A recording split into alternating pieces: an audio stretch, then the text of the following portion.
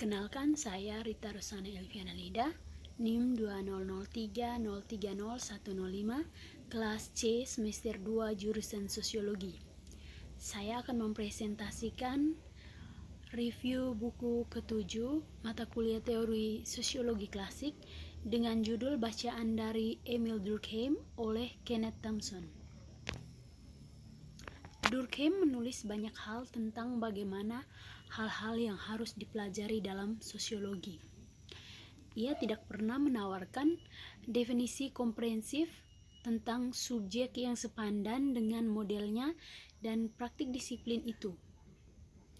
Durkheim berusaha untuk menetapkan, yaitu terdapat faktor penghambat dan penentu sifat sosial yang harus diperhitungkan dalam menjelaskan perilaku manusia. Durkheim sedang berdebat dengan kecenderungan yang ada untuk mengurangi penjelasan tersebut ke tingkat psikologi atau biologi, individu dan filosofi, dan individu dan voluntristik waktunya. Oleh karena itu, penekanannya pada fakta sosial. Selanjutnya, dengan menegaskan fakta sosial dianggap sebagai benda, ia berusaha membujuk sosiolog untuk mengadopsi yang terpisah oleh sikap ilmuwan, dan mengesampingkan semua prakonsepsi dan mencari empiris indikator faktor-faktor yang dikonseptualisasikan secara teoritis yang beroperasi di bawah permukaan peristiwa. Sifat-sifat dan program. Pertimbangan pertama, sosiologi mungkin tampak tidak bisa dibedakan dari psikologinya. Tesis ini sebenarnya dipertahankan antara lain oleh Tarde masyarakat. Menurut mereka adalah individu yang menyusunnya. Comte tidak puas dengan menetapkan dua prinsipnya secara teoritis. Ia melakukan untuk mempraktikannya, dan untuk pertama kalinya ia berusaha menciptakan sosiologis disiplin. Untuk tujuan inilah ia menggunakan 3 jilid terakhir Cours de philosophie positive yang sedikit tersisa saat detail karya historis dan terutama pengetahuan etnografi masih terlalu mendasar, dan pada dasarnya untuk menawarkan dasar yang cukup kuat untuk sosiologis. Berikut tinjauan Antonio Labrio pada trialis materialisis konsep sejarah. Ide yang subur bahwa kehidupan sosial harus dijelaskan, bukan konsepsinya diciptakan oleh mereka yang berpartisipasi di dalamnya, oleh sebab-sebab yang mendalam dan luput dari kesadaran, dan juga berpikir bahwa penyebab pada ini prinsipnya untuk mencari dengan cara yang sesuai dengan individu terkait yang dikelompokkan. Bahkan tampaknya dalam kondisi saat ini dan seterusnya, syarat ini bisa menjadi ilmu sosiologis.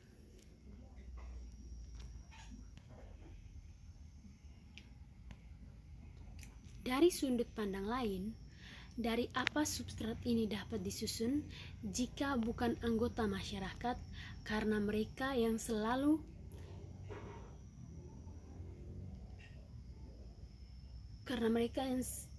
mereka secara sosial digabungkan dan dipercaya oleh proposisi ini yang terbukti dengan sendirinya, namun tidak melihat alasan untuk mengaitkannya, seperti yang dilakukan oleh penulis dengan gerakan sosialis yang sepenuhnya independen. Yang berikut, divisi perburuan kejahatan dan divisi hukum. Tidak cukup hanya melidiki jika dalam masyarakat seperti ini terdapat solidaritas sosial yang dihasilkan oleh pembagian kerja, yang adalah kebenarannya yang terbukti dengan sendirinya. Karena dalam masyarakat seperti itu, pembagian kerja sangat berkembang dan menghasilkan solidaritas. kita harus lebih menentukan sejauh mana solidaritas yang dihasilkan dan berkontribusi pada integrasi umum masyarakat. Karena hanya dengan demikian kita akan tahu betapa perlunya hal itu. Dan jika itu memang menjadi faktor atau merupakan faktor esensial untuk kohesi sosial, atau sebaliknya, apakah itu hanyalah aksesoris atau kondisi sekunder. Berikut 2 hukum evolusi penal. Yang pertama, hukum kuantitatif. Relatif mudah untuk mengenal apakah spesies sosial lebih atau kurang maju dari yang lain. Seseorang hanya perlu melihat mana yang lebih maju. Kompleks atau jika sama-sama kompleks yang terorganisir. Selain itu, hierarki ini, spesies sosiologi tidak menyiratkan bahwa sukses bentuk masyarakat yang unik dan linier. Sebaliknya, bisa dipastikan lebih baik dipresentasikan sebagai pohon yang lebih banyak lagi atau cabang yang kurang berbeda. Berikut, hukum kualitatif. Hampir sama sekali tidak terbiasa dengan jenis hukuman. Pada pemeriksaan pertama, tampaknya cukup jelas bahwa dari hari ketika penjara menjadi berguna bagi masyarakat, laki-laki memiliki ide untuk membangunnya. Namun, pada kenyataannya, keberadaan penjara mengasumsikan bahwa kondisi tertentu tepatnya tidak mungkin telah terwujud. Penjara menyiratkan keberadaan tempat-tempat umum yang cukup luas dan ditempati oleh militer, diatur oleh sedemikian rupa untuk mencegah komunikasi dengan orang dari luar, dan sebagainya. Pengaturan seperti itu tidak diimprovisasi mendadak dan tidak ada jejaknya di masyarakat yang kurang maju. Aturan metode sosiologi. Karena orang terbiasa menggambarkan kehidupan sosial sebagai perkembangan logis, konsep ideal dan metode yang membuat evolusi kolektif bergantung pada tujuan kondisi yang ditentukan secara spesial. Dapat dianggap kasar dan mungkin materialis. Tapi kita bisa dengan lebih adil mengklaim sebaliknya. Sebenarnya bukan inti dari separatisme yang terletak pada gagasan bahwa fenomena psikologis tidak dapat diturunkan secara fenomena organik. Metode ini hanya sebagai penerapan prinsip untuk fakta sosial, sama seperti spiritualitas yang memisahkan ranah psikologis dari alam biologis. Berikut, bunuh diri. Metode sosiologis yang dipraktikkan seluruhnya didasarkan pada prinsip fundamental bahwa fakta sosial harus dipelajari sebagai benda, yaitu sebagai realitas di luar individu. Tidak ada ajaran lebih ditantang, tetapi tidak ada yang lebih mendasar.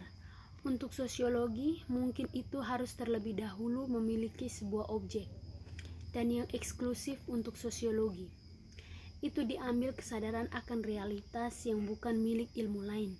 Tetapi jika ada dan tidak ada nyata di luar kesadaran individu, maka sosiologi harus menghilang karena kekurangan apapun subjeknya sendiri. Unsur bunuh diri. Sebagai konsekuensi dari pencarian penyebab kecenderungan bunuh diri masing-masing masyarakat, di sifat masyarakat itu sendiri, dan dengan mengesampingkan individu, telah memperoleh hasilnya yang sama sekali berbeda. Sedangkan hubungan antara bunuh diri dan biologis atau faktor fisik tidak pasti dan ambigu. Antara bunuh diri dan jenis tertentu di lingkungan sosial yang bersifat langsung dan konstan. Agama dan pengetahuan. Pada kriteria pertama dari keyakinan agama, pasti ada spesies sekunder dalam 2 kelas fundamental yang pada gilirannya atau kurang cocok satu sama lain. Tetapi karakteristik sebenarnya dari fenomena agama adalah bahwa mereka selalu menganggap divisi bipatrit dari seluruh alam semesta yang diketahui dan dapat diketahui menjadi dua kelas yang merangkul semua yang ada, tetapi secara radikal mengecualikan semua hal atau satu sama lain. Hal-hal sakral adalah hal-hal yang dilindungi dan diisolasi oleh larangan. Hal-hal yang tidak senonoh itu kemana larangan ini diterapkan dan yang harus tetap berada pada jarak, dan keyakinan agama adalah representasi yang mengungkapkan hakikat-hakikat hal yang halal. Berikut klasifikasi primitif. Klasifikasi primitif tidak tunggal atau luar biasa, tidak memiliki analogi dengan mereka yang dipekerjakan oleh masyarakat yang lebih beradab. Sebaliknya, mereka tampak terhubung tanpa jeda, dan dalam konstitusi keklasifikasi ilmiah pertama, padahal bagaimanapun mereka mungkin dalam hal-hal tertentu dari hal yang terakhir, namun mereka memiliki semua yang esensial. Karakteristik pertama-tama, seperti semua klasifikasi yang canggih, mereka adalah sistem dari pengertian hierarkis. Hal-hal yang begitu saja diatur oleh mereka dalam bentuk terisolasi kelompok. Sekian hasil presentasi saya. Terima kasih.